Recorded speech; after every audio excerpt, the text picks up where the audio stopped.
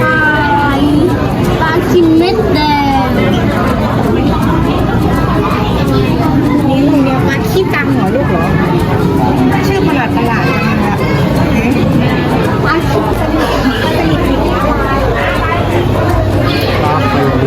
แต่น้องแบงลูกปลาหน่อยยิ้มหน้า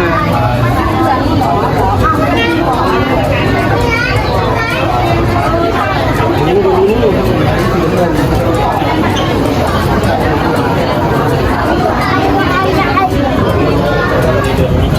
น้องแบงเห็นปลาไหมครับนี่มันกินอะไรเนี่ย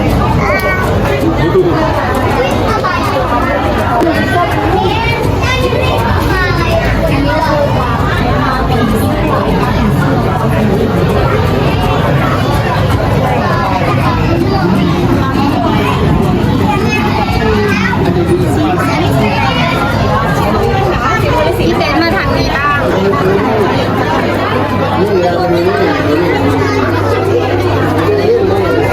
แบงเห็นปลากระพุนไหมครับปลากระพุนไหมไอเต้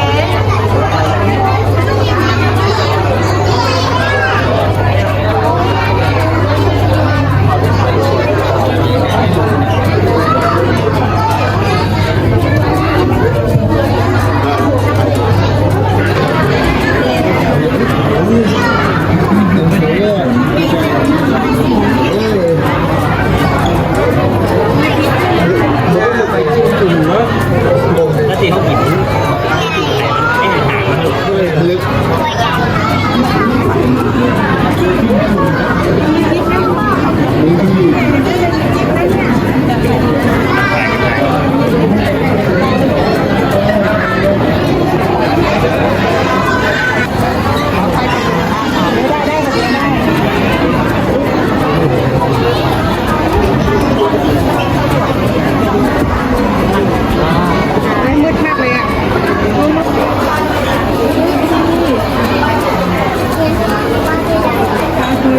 ตั้งเต็นท์หันหน้ามาหน่อย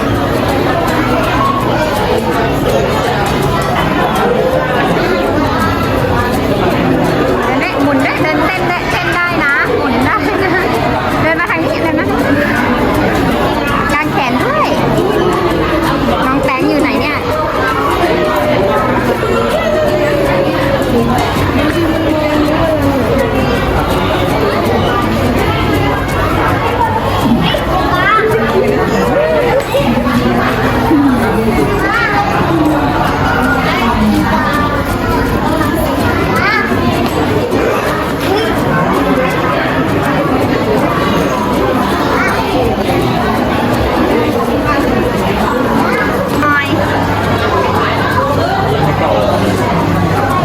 ถ้าถ่ายวิดีโออยู่ถ้าจะถ่ายรูปก็กดนี่ แปลกไหมพี่เต้นไปยืนตรงไหนคะ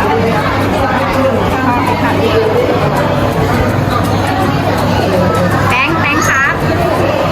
จับดิก็ไปจับดิเฮ้ยปลาฉลามปลาฉลามเป็นฉลามไหมปล่อยพ่อเลยเข้าไปดูระวังเต้นตัวใหญ่ เหมือนปลาทูเลยอะลูก เคยเอาปลากระเบนอ่ะ ไม่มีหรอกจ้ะ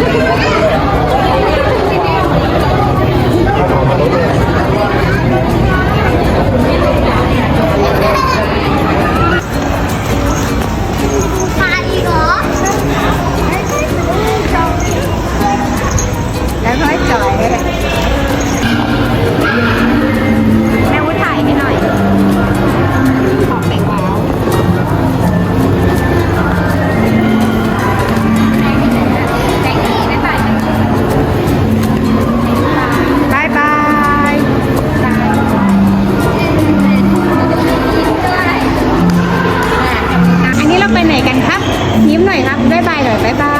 ยบ๊ายบายพี่เต้นครับนี่แหละตั้งเต็นท์มองเงาสิครับ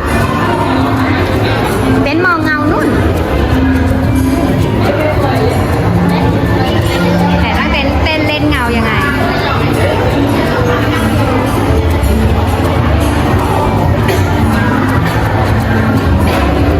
น้ำแตงก็เล่นเงาด้วย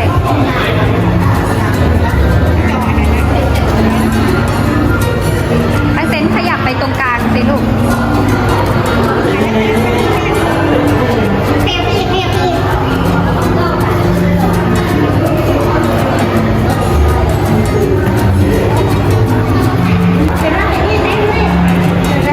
ตั้งเต็นท์เกาหัว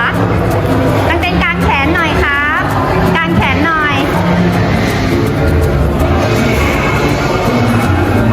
ยกขาหน่อยครับกางขาหน่อย